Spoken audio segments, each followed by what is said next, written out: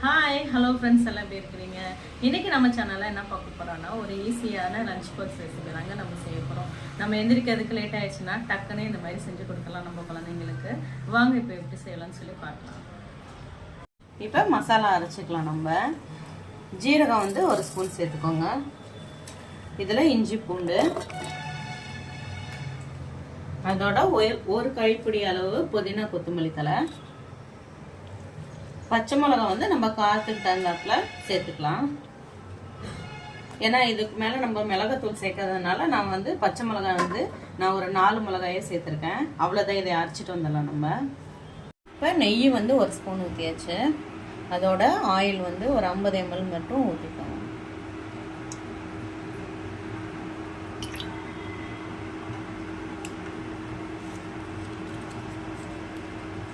இப்போ இதோட வந்து 2 கிராம்பு, 2 பட்டை, பிரியாணி இலை சேர்த்துக்கலாம். பெரிய வெங்காயம் 1 மட்டும் சேர்த்துக்கோங்க.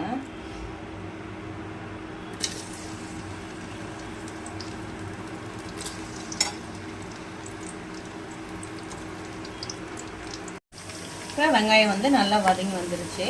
இப்போ நம்ம அரைச்சி வச்சு பேஸ்ட்டை நம்ம இதில் சேர்த்துக்கலாம். இதை நல்லா வதங்கி வரணும். இதுக்கு தேவையான உப்பு சேர்த்துக்கலாம்.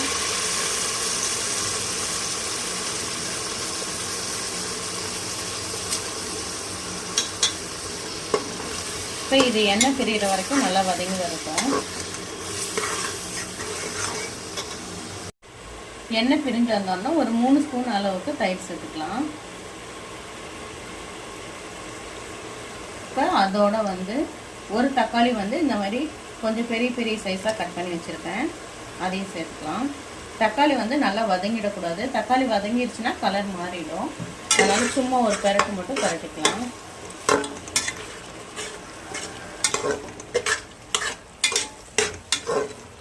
இப்போ நம்ம வச்சிருக்கிற காய்கறி என்ன வச்சுருந்தோன்னா அதை சேர்த்துடலாம். நான் வந்து கேரட் பீன்ஸ் வச்சுருக்கேன், அதை சேர்க்குறேன்.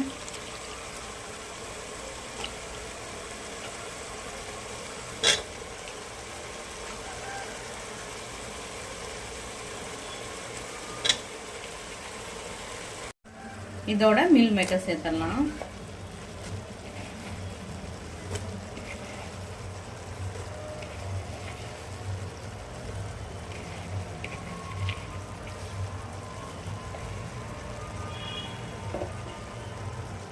நம்ம எவ்வளோ அரிசி வச்சுருக்கோமோ அதுக்கு தகுந்தாப்புல நான் தண்ணி வந்து நல்லா கொதிக்க வச்சுருக்கேன். அதை இதில் சேர்த்துக்கலாம்.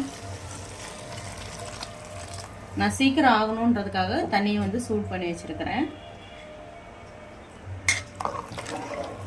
இப்போ உப்பு செக் பண்ணிக்கலாம். இதில் வந்து ஒரு அரை எலுமிச்சம்பழம் வந்து சாறு புழிஞ்சிடலாம். மீதி இருக்கிற புதினா கொத்தமல்லி தழையை இதில் சேர்த்துக்கலாம்.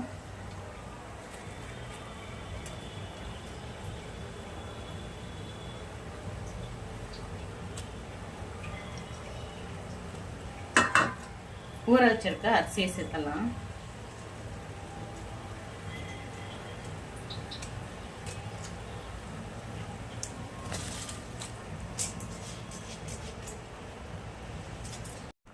உப்பு இருக்கான்னு செக் பண்ணிவிட்டு நம்ம வந்து குக்கரை வந்து மூடி போட்டுடலாம். இப்போ மீல் மேக்கர் சேர்க்குறனால ஒரு அரை டம்ளர் தண்ணி வந்து நீங்கள் எச்சா வச்சுக்கோங்க. அப்போ தான் கரெக்டாக இருக்கும். இப்போ மூடி போட்டு 2 விசில் விட்டுட்டு ஒரு விசில் வந்து ஸ்லோவில் வச்சு நம்ம எடுத்துக்கலாம்.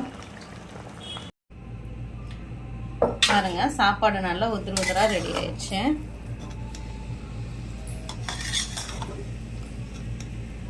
அவ்வளோதான். எல்லாம் ரெடியாக இருந்ததுன்னா 1 மணி நேரத்தில் சாப்பாடு ரெடி பண்ணிடலாம்.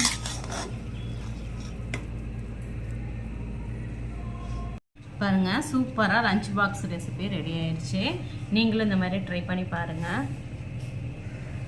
திருப்பி நெக்ஸ்ட் வீடியோவில் சந்திக்கலாம். பாய்.